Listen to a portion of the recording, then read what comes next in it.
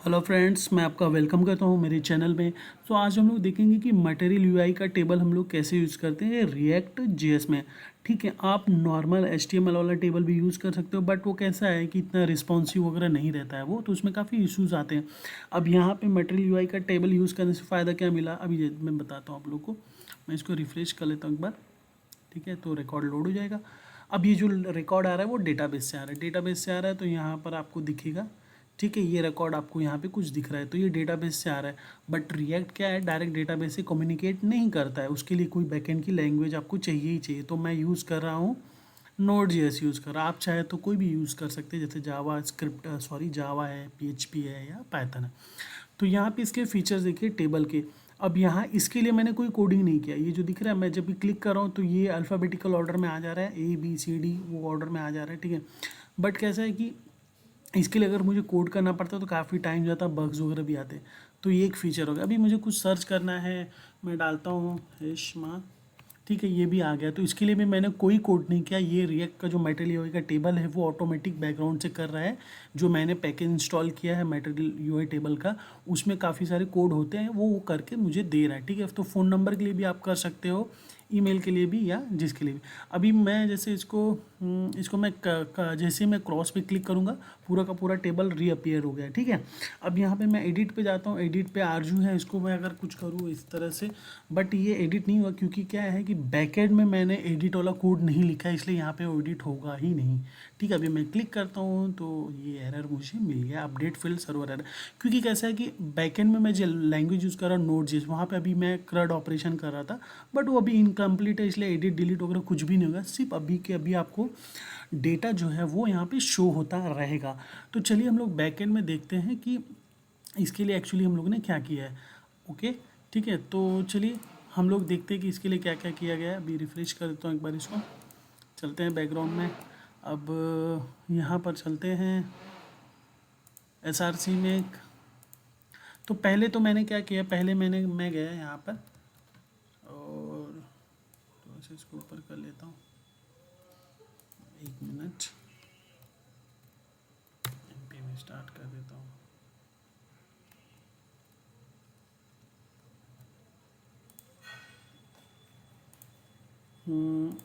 इस तरह से इंस्टॉल करना है, npm इंस्टॉल मटेरियल टेबल। ठीक है, तो इस तरह से आपको इसको इंस्टॉल कर लेना है। ठीक है, material table npm install material table, इस तरह से। तो चलते हैं हम लोग अब पैकेज डॉट जेसन में चलते हैं। तो देखिए ये मैंने इंस्टॉल किया मटेरियल हाइफन टेबल। तो ये इंस्टॉल होने के बाद जो भी इसमें जो भी इसका फीचर है मटेरियल यूआई का, वो मुझे मिल गया सारा का सारा। तो सर्विस डॉट जेएस में चलते हैं, मैं इसको थोड़ा सा मिनिमम करता हूँ, मिनिमाइज़ करता हूँ। अब देखिए यहाँ पे क्या, इतने सारे डिपेंडेंसीज मैंने इंपोर्ट करा ली मटेरियल टेबल के थ्रू। ठीक है, तो मटेरियल टेबल तो यहाँ आ गया मटेरियल टेबल, और उसके बाद मैंने क्या किया, मटेरियल यूआई का जो आइकन्स होता है वो ऐड बॉक्स है, एरो डाउनवर्ड है, चेक है, ये कहाँ से मिल रहा है, मटेरियल यूआई के आइकन से मिल रहा है। मटेरियल यूआई को आपको इंस्टॉल करना है तो उसके लिए क्या करना है, इस पर जाना है, जस्ट ना लिखना है इंस्टॉल मटेरियल यूआई, ये आप लिखोगे तो आपको यहाँ पे आ जाएगा। यान के थ्रू ऐसे करना है और npm के थ्रू ऐसे करना है। तो आप यान यूज़ करेंगे तो बहुत जल्दी जल्दी इंस्टॉल करता है, npm करोगे तो काफ़ी टाइम लेता है, इसलिए मैं यान को यूज़ करता हूँ। ठीक है, तो पहले तो आपको मटेरियल यूआई को, यूआई जो कोर है उसको इंस्टॉल करना है, देन मटेरियल टेबल को इंस्टॉल करना है। ठीक है, तो ये स्टेप्स हो गए इसके। और उसके बाद देखिए ये सब जो दिख रहा है उसको देख के घबराइए नहीं, ये क्या है एक्चुअली, ये जो भी आइकन्स हम लोग यूज़ कर रहे हैं।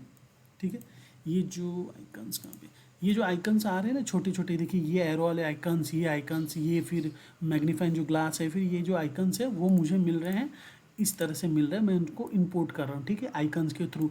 तो मटेरियल यूआई का जो आइकन्स है उसके थ्रू मुझे मिल रहे हैं। ठीक है, तो मटेरियल यूआई का आइकन्स भी आपको इंस्टॉल करना पड़ेगा, तो उसके लिए क्या करें, मटेरियल यूआई आइकन्स। ठीक है, इस तरह से लिखोगे तो मटेरियल यूआई का जो आइकन्स है वो भी आपको इंस्टॉल करना पड़ेगा। तो टोटल तीन चीज़ आपको इंस्टॉल करनी है, मटेरियल यूआई का आइकन्स, मटेरियल यूआई कोर और मटेरियल टेबल को, इस तीन को इंस्टॉल करेंगे तो आपका जो प्रोजेक्ट है इस तरह से दिखने लगेगा, जो सारी डिपेंडेंसीज जो है वो आपको डाउनलोड हो जाएंगी। ठीक है, तो ये तीन चीज़ आपको यहाँ पे इंस्टॉल करके लेनी है।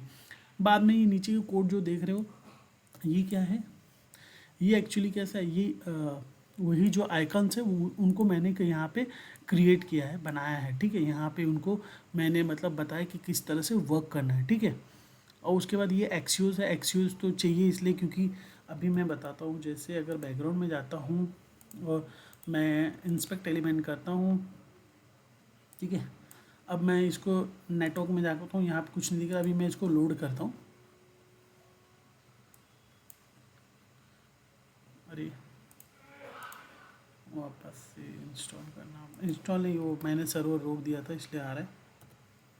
अभी वो वापस से स्टार्ट हो जाएगा, टेंशन की बात नहीं, ठीक है। वो यहाँ पे स्टार्ट हो गया। मैं इसको फिलहाल इंस्पेक्ट एलिमेंट में चला जाता हूँ और आपको नेटवर्क पे दिखाता हूँ। जैसे ही वो लोड हो जाएगा यहाँ पर आपको एक यूआरएल दिखेगा। वो यूआरएल किसका है? वो Node.js का यूआरएल है, जहाँ से मुझे सारा का सारा जो डेटा है वो डेटाबेस से मिल रहा है Node.js के थ्रू, ठीक है। तो जब तक वो इंस्टॉल होता है नीचे के कोड भी देख ले। ये एक्सियोस इसीलिए मैं यूज़ करूँ क्योंकि जो भी परफॉर्मेंस, जो भी मुझे परफॉर्म करना है आगे के करोड़ ऑपरेशन डिलीट वगैरह जो भी करना है वो एक्सियोस के थ्रू होगा। तो ये मैंने एक बेस यूआरएल यहाँ पे बना लिया है।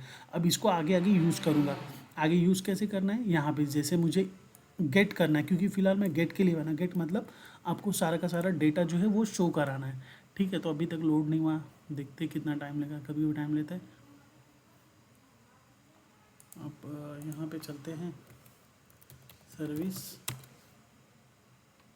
ठीक है। तो ये लोड हो गया। अभी देखिए लिस्ट रिकॉर्ड, यहाँ से मुझे डेटा मिल रहा है local host colon 8000 API list record. तो ये Node.js से मुझे मिल रहा है। अभी इस पर मैं क्लिक करूँगा तो ये देखिए एरे फॉर्म में बहुत सारा डेटा है, जेसन फॉर्म में ये जो मुझे मिल रहा है मैंने उनको वहाँ पे प्रिंट कर दिया, ठीक है।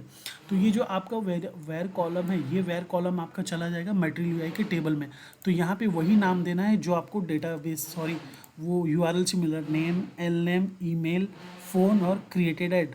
तो क्रिएटेड ऐड तो मुझे चाहिए नहीं, तो मुझे नेम, एल नेम, ईमेल और फ़ोन चाहिए। तो मैंने क्या किया, यहाँ पे उसको सब डाल दिया जो जो मुझे चाहिए। ये तो पहला टाइटल हो गया। ये टाइटल आपके ऊपर आपको कैसे डालना है। जो फील्ड नेम है वो सेम सेम होना चाहिए आपका जो यूआरएल से आपको मिल रहा है, जो आपका डेटाबेस के कॉलम का नाम है। तो नहीं तो आपको एरर देगा, ठीक है। तो उसके बाद हुक्स वगैरह के जरिए फिर आगे का जो भी वैलिडेशन वगैरह है वो आपको दिख ही रहा होगा, ठीक है। यहाँ पे देखिए थोड़ा सा वैलिडेशन यूज़ किया है, तो आप चाहे तो वैलिडेशन करिए, अदरवाइज़ नहीं भी कर सकते, ठीक है। हैंडल ऐड रो, तो ये ऐड रो वगैरह के लिए मैं यूज़ करूँ। प्लीज़ इंटर फर्स्ट नेम वगैरह यहाँ पे जो भी है दिख रहा होगा आपको। ये किस लिए है कि वैलिडेशन पहले करा दिया कि वैलिडेशन ज़रूरी होता है, इसलिए वो यहाँ पे वैलिडेशन करा रहा है। एरर वगैरह नहीं आया तो क्या करेगा वो पोस्ट मतलब वो इंसर्ट करेगा यूज़र्स में जाके। अब यूज़र्स कहाँ से मिल रहा है आपको, यूज़र जो है वो कहाँ चला जाएगा, यहाँ जाएगा, ठीक है। तो सबके लिए एपीआई बना के रखिए Node.js में, क्रिएट के लिए, अपडेट के लिए, डिलीट के लिए और एडिट के लिए, ठीक है। और यहाँ पे डिलीट के लिए ये डिलीट करो, जो मुझे डिलीट करना है वो मैं डिलीट कर सकता हूँ यहाँ पे।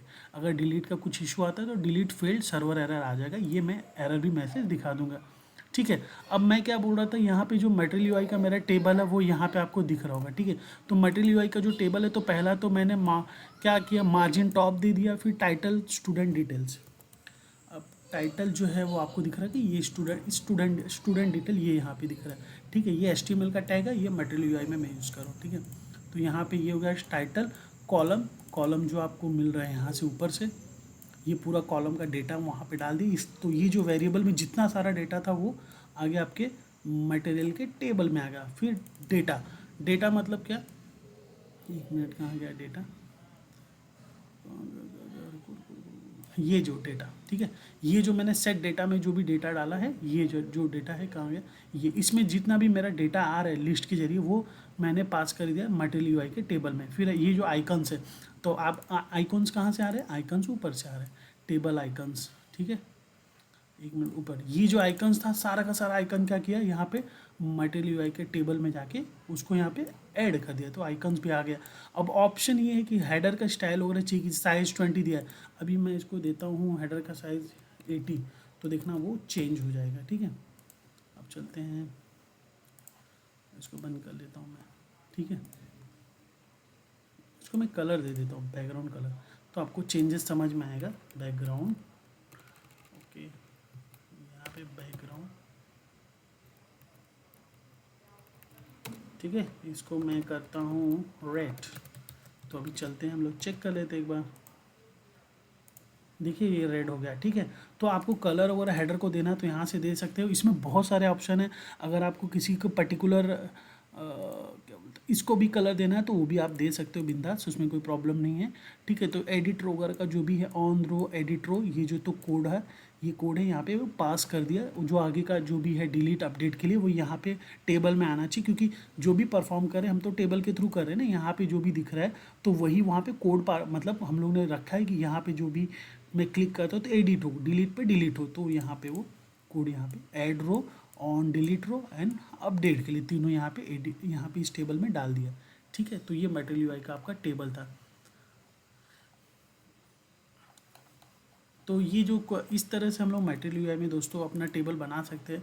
थोड़ा जल्दी जल्दी मैंने एक्सप्लेन किया है, बट थोड़ा सा समझने के लिए मुझे लगता है आपको समझ में आ जाएगा कि मटेरियल यूआई का टेबल वगैरह हम लोग कैसे बनाना है। तो इसमें 3 डिपेंडेंसीज आपको चाहिए ही चाहिए, वो ध्यान रखना कौन कौन सी डिपेंडेंसी है।